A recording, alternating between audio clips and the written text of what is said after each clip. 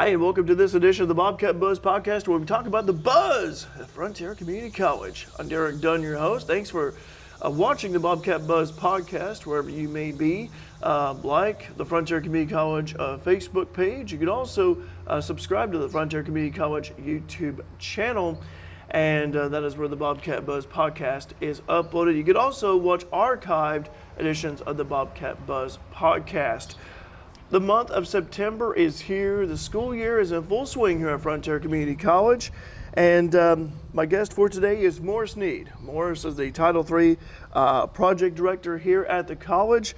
Back in October 2019, Frontier Community College was selected to receive a grant from the U.S. Department of Education Strengthening Institutions program for some $2.2 million. Well, fast forward to the present day, we'll say about 5 years later, the grant ends in late September, the last day of September. Morris, I'll tell you what, it doesn't seem like we're at this point, but this grant, north of $2.2 million, I just said it because it's an estimated, but describe what the grant is. Well, our grant is entitled Promoting Healthcare Pathways. It is a Title III grant supported by the Department of Education. And what it's designed to do was to open up healthcare opportunities for careers to previously marginalized students who have obligations for employment, for family obligations, or economic issues that reduce their ability to get an education here at Frontier. And so the program is designed, first of all, to establish a new program that had not existed here before, and that is the Medical Laboratory Technician program, and then to expand it into a hybrid format. So the concept here is that students could learn the lectures and learn the bulk of the material at home on their own time, and then rather than being here on campus 3 or 4 or 5 days a week, they actually only come to campus 1 day a week where they learn their laboratories and the hands-on experience. And so the whole program of the grant is designed around this concept of helping students to learn through this hybrid format. And so we were able to, first of all, build the MLT program, and that involved building a new medical laboratory in Mason Hall, and then refurbishing 2 additional science labs also in Mason Hall. And of course, the laboratory is only part of the experience. We also wanted to make sure that the students had a good quality lecture in a format that they could do on their own time in their home or whatever environment they found themselves. And so the grant also involved helping support our instructors to become better online teachers, to help them to build courses that were engaging to the students, that were interesting, would hold their attention. But then as students learn from home, there are inherent problems with that. Students can get a feeling of isolation. And so we had to build into the hybrid program ways for students to engage the instructor and also each other. And then also we wanted to make sure that it was the highest quality we could. And so we followed something called the Quality Matters Standards. And so that course had to be taught to the instructors and developed within the heart of the program. And as we learned from COVID, lectures online, there's a wide variety. And students, if they're not interested, if they're not engaged, they just won't watch the lectures. And so we wanted to make sure that the lecture materials themselves were engaging and high quality. And so that brought in the faculty recording studio where you work. Yep. And the faculty recording studio creates an environment where the instructors can come in and with good lighting, with good sound, with your expertise of editing, we can bring in educational materials, visual aids and graphics into the lectures to make them more interesting, and so the students will actually watch them and really learn from them. Mm-hmm. But as students are at home, they also can lose out on some of the student support services. And so our grant also brought in online tutoring that was available 24/7 for our students, and also brought in the virtual It's all right. I'm sorry, the virtual orientation. Yeah. So students could take the virtual tour. You did a lot with the drone, Yeah. taking pictures around campus, and so we did the online, the virtual orientation program. Yeah, it's all right. So the students didn't have to be on campus for that, and also in order to help students who are learning at home to be more engaged and more in charge of their own careers and their trajectory of their programs. We're also instituting degree works and then also CRM Advise, so we can help create a net, so if students are struggling, we can help them early in the process before it's too late. So that's roughly the concept under the grant. Yeah. Well, you've been the director since late 2022, and it doesn't seem like we're near the end of the grant, but we are. But what are your feelings as the end of the grant's on the horizon? Derek, mixed emotions. Yeah.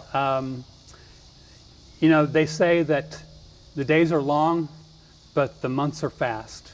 And that's the way it's been for the last 2 years. Day by day, we're working hard, we're accomplishing a lot, but man, the last 2 years have gone fast. I have. But as I close out my tenure here at Frontier, I have a deep sense of pride in what we've accomplished, and we have a great team here at Frontier, not just the Title III people, but the community as a whole, the academic community. They're great people here, and I'm going to miss it. Yeah. So you took over as lead director in 2022 following Carol Dreeth, and who moved out of state. And describe, Carol's leadership and guidance, because she was the project director from the very beginning. Yes. And describe how her role in trying to get all this started from the ground up. Sure. I like to say, at least I did in the early part of the grant, that Carol did all the hard work and I was just landing the plane. Yeah. Well, as it turned out, it wasn't really true, because there was a lot of work in the last 2 years. But Carol, Carol's a consummate professional. She's detail oriented. She's energetic. She is, she is passionate about the students, about Frontier and the Fairfield community as a whole, and she really threw her heart and soul into it. And she was very well organized, kept meticulous records, and stepping into her role, I wouldn't say it was easy, but certainly Carol made it a lot easier for me to step into that role because I could follow her path, if that makes sense. What led to you taking the role? Well, I have been an adjunct here at Frontier since 2010, and I was familiar with the grant project. I also have a day job. I own a title business over in Albion, and so much of what I do in my title work is online now. Communicate by emails, and the county records are all on the internet. So I'm not necessarily tied to the office every day. I can do my work elsewhere on evenings, weekends, lunch hours. And so I really found that I had a lot of time. And I talked to Carol as she was, preparing to leave about the grant program and what was involved. And Carol kind of has this charismatic kind of, she makes you believe in it and makes you want to be part of it. And so as I met with Carol and talked to her about it, I just really thought it would be really a lot of fun. It would be interesting. Now, being the project director, there's a lot of accountability. You report to the administration, you report to, we have external monitors, we have internal monitoring team, and of course we have the Department of Education watching everything that we do. So there's a lot of regulations and a lot of reports have to be written. In fact, especially that monstrous annual performance review at the end of every year with the Department of Education. Right. And I just believed that I had the skill set to do a good job and to finish the project. And like I said, Carol made it sound really interesting, and so it turned me on. Yeah. We talked about, you mentioned the MLT room, the program, Yes. and also the faculty recording studio. So describe the impact that you have seen from both, because for both of those projects, made it on campus as well as the district. Well, going back to COVID-19, I was an adjunct instructor. I was teaching a biology class, a microbiology class, and an American history class. And overnight, we went online. Yeah. Now, I'm pretty good with biology, and I'm pretty good with American history, but I know absolutely nothing, or at least at the time, knew absolutely nothing about technology. Yeah. So here I am in my office in Albion, trying to record endless hours of lectures, Yeah. with the distractions going on in the office, people coming in, the phone ringing, and here I am trying to record these dull, I as a lecturer, I feed off the energy of my students. And to sit there at my desk creating these lecture videos, they were dry, they were boring, and I wouldn't want to watch them if I was a student. Now, so we survived. Yeah. But I will never say that we created a quality educational product for our students that semester. Now, the next semester we improved and we learned and we adapted. But now, to have this faculty recording studio where faculty can come in and, no distractions, to have good lighting, good sound quality. We're blessed here at Frontier with great instructors. Yes. They're good at their material, they're knowledgeable, they're passionate, but they're not any more tech savvy than I was. Yeah.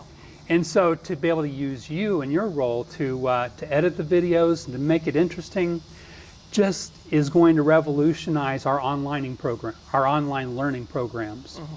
And of course, what can we say about the Med Lab? Oh yeah. It's just absolutely phenomenal. State of the art, yeah. It is, and we've got, we even have an LIS, a laboratory information system like they have in the hospitals, and that's pretty rare for a collegiate medical lab program. And so the students, we hope, are getting a real world learning experience so that when they go to their clinicals their second year, they hit the ground running and they're well prepared. And I think that, with Debbie and Amanda's work in Quality Matters, the distance learning, that is now flowing through the CETL, the Center for Excellence in Teaching and Learning, not just for our programs that we were working with under the grant, but also for the district as a whole. And in year 5, as we are working through the development of the degree works and the CRM Advise, I think that those will be district-wide. Yep, yeah. And the whole goal behind those was to increase our retention and increase our graduation rates. So I'm hopeful that as we progress in years to come, that what we've done here in the grant program really will affect those metrics. Can you talk about any partnerships or collaborations formed due to Title III? I know, for example, for the MLT program, the area hospitals have been partners. I think of that as something that has formed. It seems like as the years have gone by during the grant, it seems like we're just adding more and more. Absolutely. The hospitals have been phenomenal. Yeah. As you know, Derek, the field of laboratory science has really been in decline. The technology is improving, the work is increasing, but yet fewer and fewer people are going into it. We have more people that are retiring and moving out of the field than are graduating and moving into the field. Yeah. And that is going to create a serious problem in our societies, because what the med lab techs do is just absolutely vital to the entire medical community. And so the hospitals see a need for this program, and they've really thrown their backs into supporting this. You know, I don't want to miss anybody, but just to name a few, you know, Fairfield Memorial Hospital, Wabash General Hospital in Mount Carmel, and St. Anthony's in Effingham, and Sarah Bush in Mattoon. You know, some of the equipment that we have is phenomenally expensive, and to own and to maintain. And these hospitals have donated unused equipment. They've donated tissue samples and cell samples and things that we need for our labs and for our classes. Fairfield Memorial Hospital even donated the services of one of their techs to teach classes here at one point. And it's just been phenomenal. And not only that, but then they come and they recruit our students. Yeah. And it's really fun, I guess is a word. Yeah. You know, our students, hey. Life on campus. Our students, you know, have employment long before graduation. And that's because the hospital partnership that they are recruiting our students actively. They want them, and they come on campus, and they're visible to us. You know, one consistent topic of discussion, we've had meetings, and so talk about, again, the grant amount of north of $2.2 million and the budget. Yes. We've talked about this, and so how crucial is it to maintain and manage a budget effectively when you're overseeing a grant, and what strategies do you use to ensure the funds are utilized efficiently to achieve the project's goals? You know, the budget's vital, and Yeah. the budget, we have a great team, but the budget is my responsibility. You know, our budget comes from the taxpayers. The Department of Education, the federal government, you know, that's our taxpayers' monies, and we've got to be good stewards with that. We've got to be wise in our expenses. And also, you know, as the program develops, you know, the money's going to come from our students, from tuition and fees. And, you know, we're accountable to them to make sure that we're giving them good quality education for their money. But as far as the budget goes, you know, we're accountable to the taxpayers, we're accountable to the administration, but also the Department of Education, to our external monitors. And there are lots of people looking over my shoulder at the budgets. And so I do have to be careful. But, you know, anytime I look at any expense, and, you know, we have big dreams here. Yeah. There are a lot of things that we would love to have. But we've got to look at, first of all, the goals of the grant. You know, we have very specific goals and objectives and performance indicators in our grant document. And so for any expense, we have to look, first of all, does this project or our item that we're wanting to purchase or something we're wanting to do, does it fall in line with those goals and objectives and performance indicators? Does it advance the purpose of the grant? Because we can go far afield if we're not careful. So does it advance the purpose? Second of all, you know, the grant ends in a few months. Well, it ends next month. Yeah, in September, yeah. But the program has to continue. Right. And the equipment that we purchased for the med lab, you know, you can't just store them and bring them out once a year, turn them on, and expect them to spit out accurate results. They've got to be maintained. They've got to be calibrated. They've got to be, they have to have, you know, supplies, reagents we call them, that have to go into these machines. Just because we can afford to purchase it does not mean that a year, 2 years, 3 years from now, the district's going to be able to afford to maintain that. And so for everything we want to buy, we have to look, is that sustainable long-term for our program? Because we don't want to, you know, we don't want to have to jack up the students' fees and tuition any more than we absolutely have to. So we have to watch and make sure that that we're good stewards with the tax money and also with our future. It's really where, in terms of the budget, it's like where you have the funds, and you want to make sure the funds are used appropriately too. And it's like for example, it's like how Julie DeHart, you know, our MLT instructor, has always talked about, supplies that you talked about how you can't just turn it on like one time, like once a year, and then that's Right. it. But there's supplies within the MLT program that have to be, restocked, refreshed daily. Yes. And so you want to make sure that that money is for that. This is an example right there. So you're putting that money, you're putting the money to good use by buying those supplies. Right. And even technology too, with the recording studio, it's I've researched tech online about every day and seeing, like what is something that'd be great to have. And Sure. and there has been some new tech that's been purchased, but I know that also too that it's not cheap either. Absolutely. And the grant has really been helpful for that. You did a great job with the budget too, overseeing it. And with the, with your studio, when we purchase something, we have to look. It's great now, but the technology changes so fast. Oh my gosh, yes. Is what we're investing our money in today, will it still be viable? For instance, when we talked about the soundboard, we could go with an analog soundboard, we could go with a digital soundboard. What does the future hold? Will the technology change, and will what we're purchasing today be able to make that adaptation later on?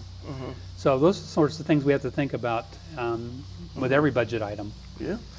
Let me see here. What challenges, since you've taken over the leadership role, but what challenges have you encountered during your time as the Title III project director, and how did you overcome them? Well, the challenges were on day one.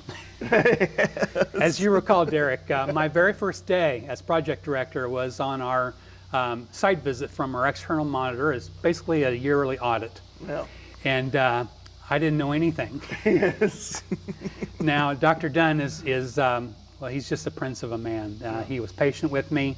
In fact, he taught me a lot that day. Yeah. But, I'm accountable. During those first few months, I was accountable not only for what I was doing, but also for what Carol had done. Right.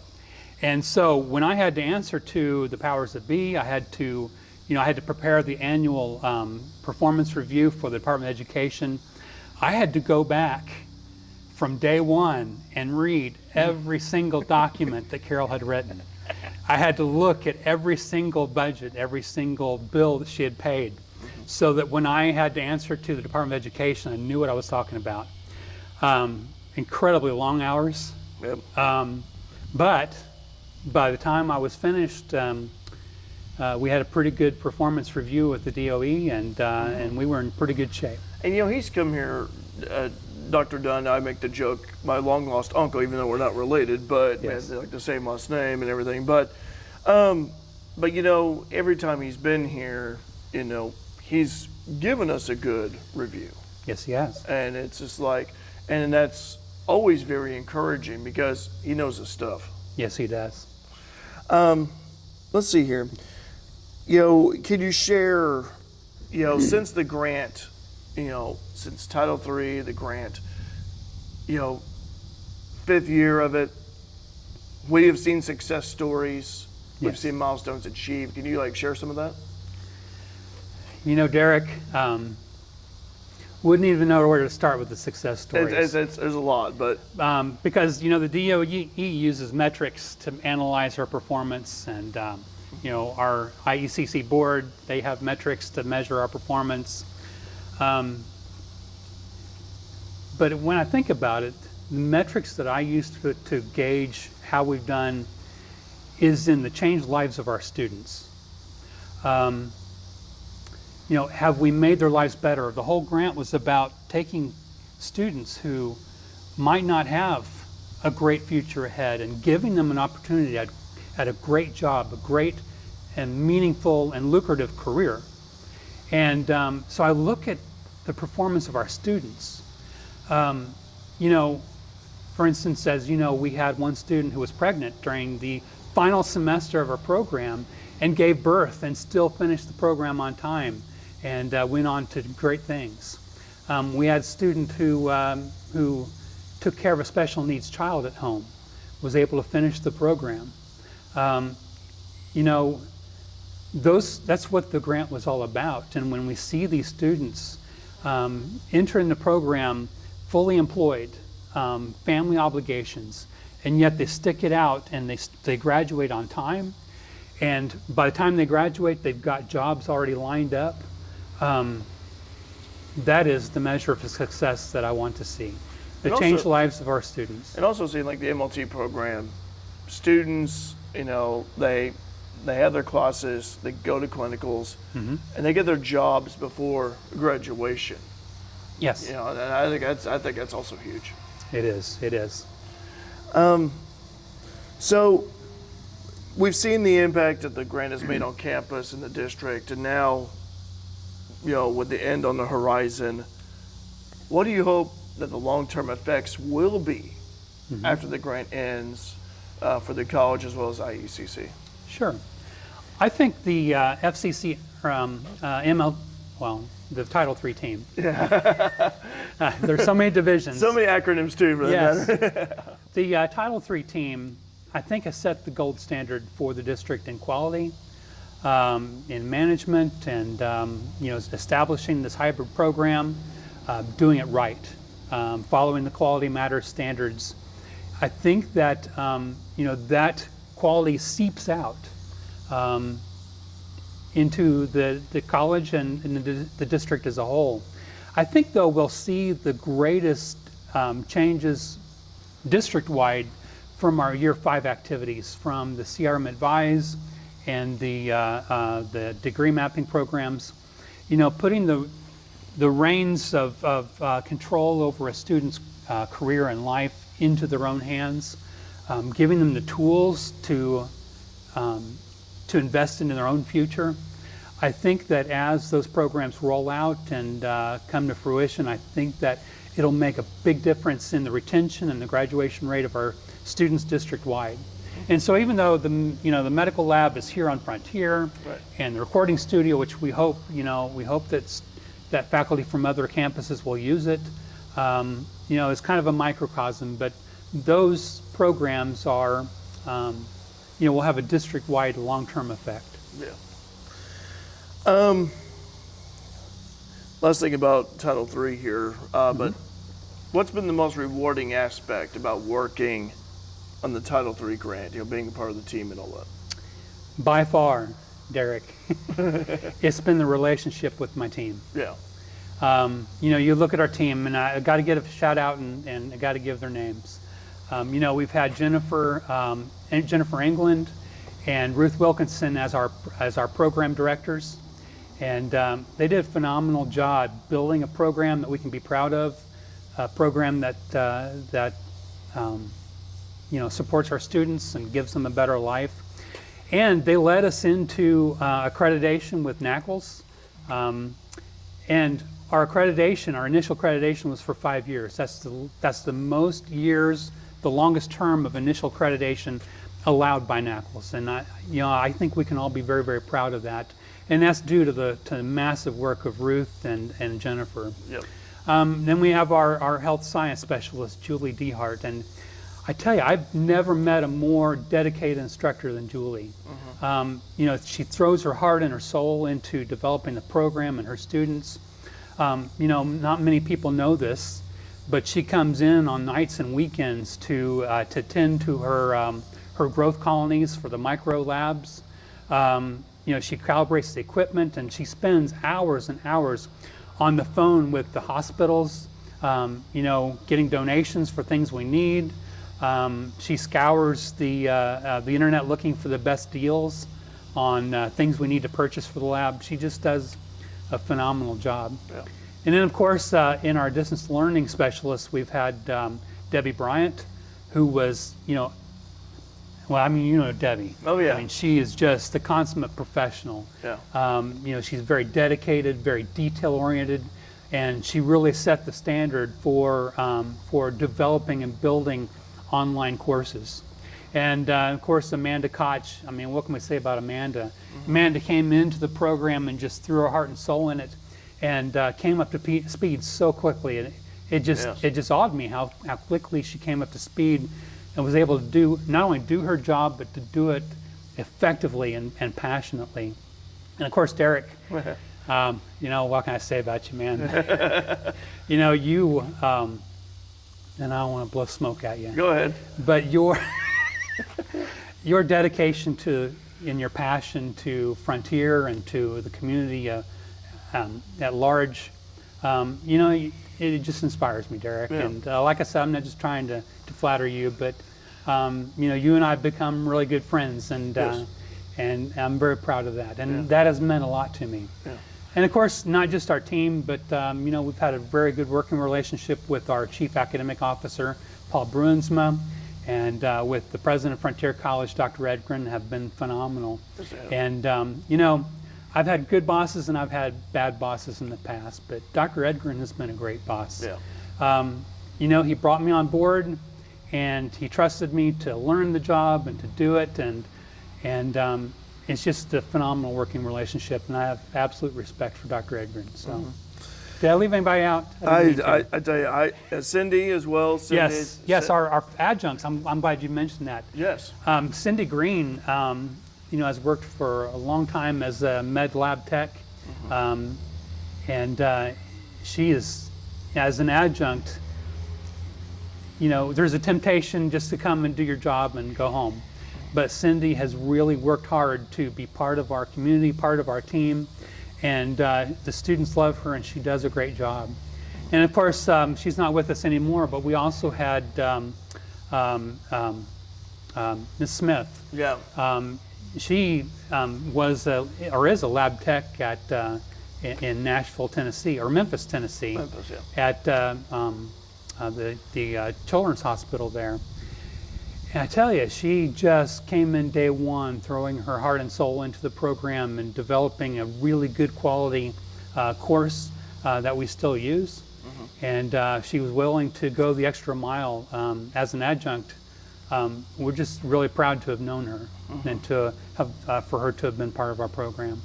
And of course, you know, our full-time staff, Nixie Natowski, Yes. and of course Linda Monge also. You know, they took on some of our prerequisite courses and developed them as hybrids, so our MLT students could get those prerequisite courses with the hybrid format, and they just did a phenomenal job.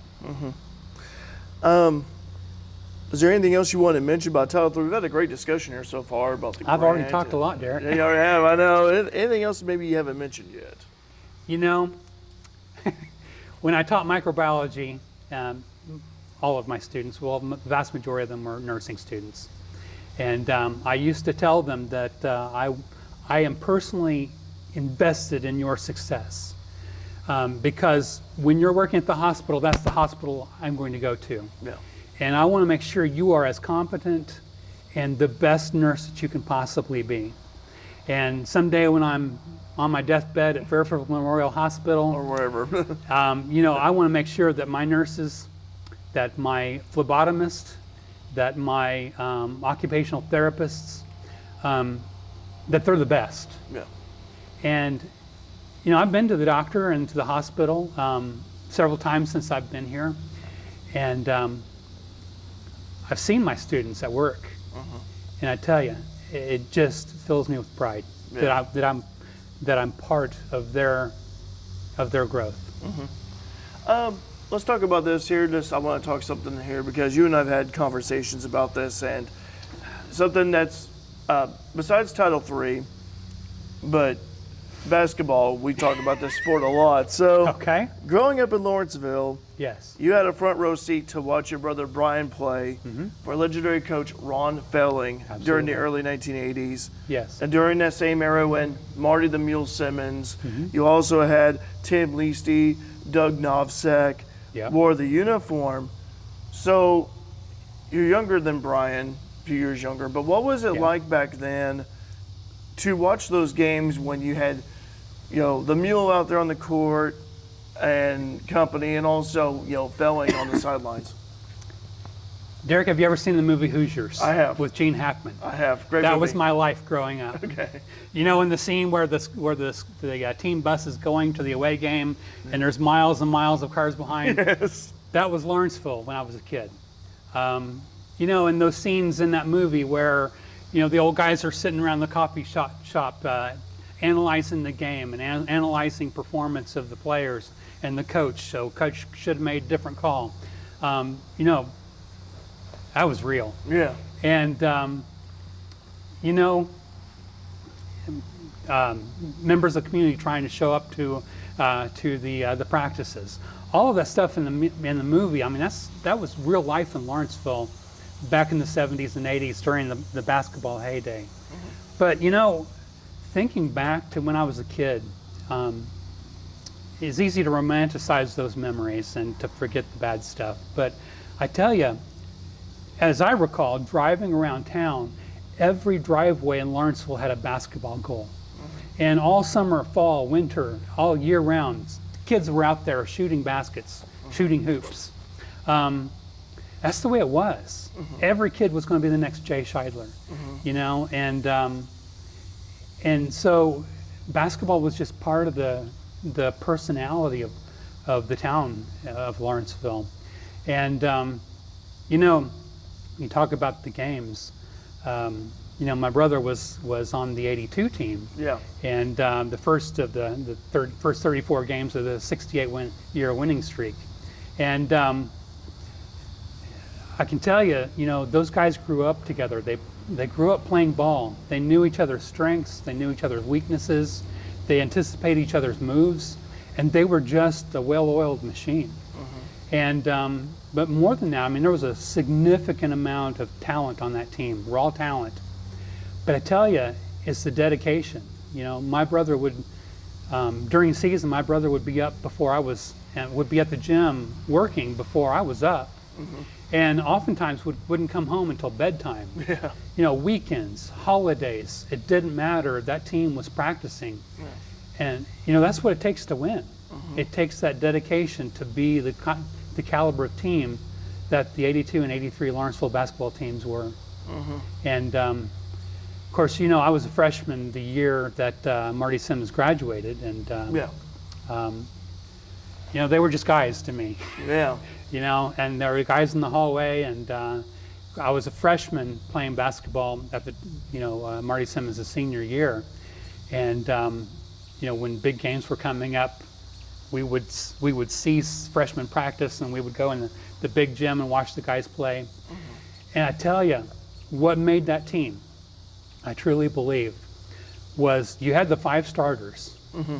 but Lawrenceville had a deep bench those 2 years. Mm-hmm. And when you have guys coming off the bench that can fill in those gaps, not only that, but Derek, here's the key, I think, to Lawrenceville's success. Not that I'm the expert, mm-hmm. but Ron Felling had the attitude that every moment of practice was to be like a championship game. The same intensity, the same work, the same effort. And when you got 5, the second string, that are working just as hard, and they were making the first string pay for it. You know, every practice was like a championship game. Right. And when you have a bench that strong, and I say that because my brother was one of those guys, the 6th or 7th man, depending upon the time. But when the starters are challenged like that day after day after day, when the championship game comes, they're ready. Mm-hmm. And that's the difference. I mean, that's the secret to success. It's like any one of those bench players could have maybe started for other teams. Oh, absolutely. They could have just went to, I mean, they could have like started for another school somewhere. And I don't have data, but as I recall, most of those guys played for college somewhere. Yeah. If you had the first pick, I always wondered, if you had the first pick to create like an all-time Lawrenceville alumni basketball team, mm-hmm. Marty the Mule Simmons, Jay Scheidler, mm-hmm. I mean, those are the 2 I feel like are just right there at the top. But which one would you pick? If you had, Derek, that is not a fair question. Yes, it is. It's a fair question. Come on. I mean, these men and I have mutual friends, and you know, I don't want to step in a bear trap. But you know, thinking back, you know, Jay his jump shot was just pure poetry. Oh my gosh, it was incredible. I mean, it was a work of art to watch him shoot the ball. Mm-hmm. And you know, everyone in Lawrenceville always says, if the Illinois high school basketball had a 3-point shot in 1976, Lawrenceville would have had a 5th state championship without a doubt. Yeah. And that's what everyone says, and I'm sticking to it. But when Jay was in senior year at Lawrenceville, I actually was living in Kentucky. My family lived in a little town called Wilmore, just outside Lexington, where my dad worked at Asbury College. Yeah. And so can't really say that I actually saw Jay play in high school. Of course, we saw him play, at University of Kentucky. He led the national championship, national championship, yeah. And so I was familiar with his skills and his abilities.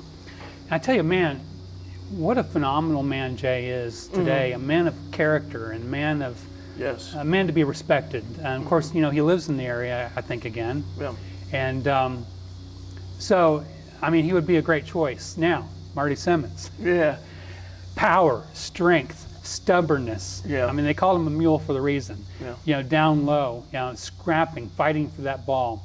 There's a lot to be said for that too. And of course, I'm much more familiar with Marty's play because, there for a year, I went to every single game, away and home games. And then after my brother graduated, of course, I still went to all the home games because I was in the band, and I sat on the stage and played my saxophone, and I watched the games, and so I'm just much more familiar with